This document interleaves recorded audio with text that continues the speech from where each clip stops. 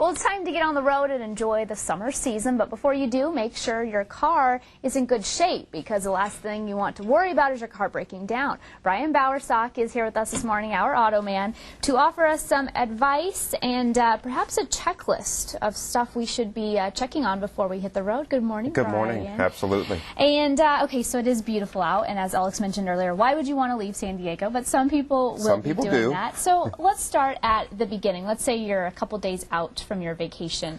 At the can you get a checklist? I mean, what do we do first? You can actually get a checklist. Consumer Reports has a pretty good one I found on the internet. Okay. You can pretty much put in just kind of Google or Yahoo and you know, safety kit for a car. Yeah, then there's all kinds of lists in there. Number one thing, obviously, you need to make sure your car's in good shape. We all know that. We've discussed that before.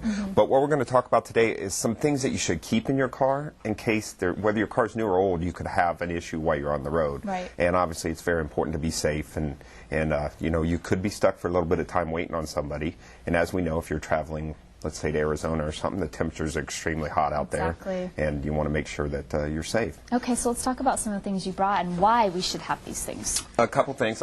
Number one, first aid kit. Just a little first aid kit, you know, for minor things that could help you out. Always important.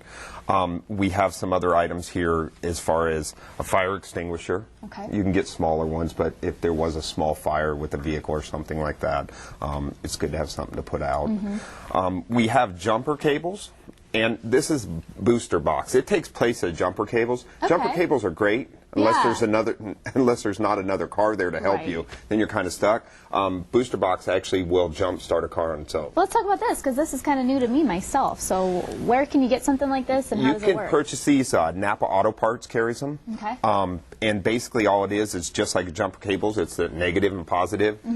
You charge it up at home. You put it in your vehicle when you're making a trip. And if something was to happen and the vehicle not start, you just put it onto the battery and it'll start the car right up. And you don't need another car for something like this. Don't need another car for that. Oh, so that's ideal if you're maybe going somewhere where you might be on like a, you know, rural road or someplace out, you know, out in the mountains. Absolutely. Okay. It's a great plan. A couple other small things. Recommend that you always have a flashlight with you. It's a good thing. Tire gauge. Always put. We put rubber gloves in a lot of cars. That way, you know, keep your hands clean with some rags. Flares or a reflective triangle. In California, I'd strongly recommend a reflective triangles. Flares, we know the problems we have with fires. Right. It's not a great thing. Rags, tire sealant if you're out someplace rural. And one other thing I don't have with me this morning is a little battery-operated tire pump that you can plug in. They're really nice to have. What's a tire sealant about? Why would you use that? If you got a nail in your tire, tire's lost air, you can actually put this into the tire. It will pump it up some and try to seal what you have. Obviously, you want to get it taken care of by a professional as soon as possible.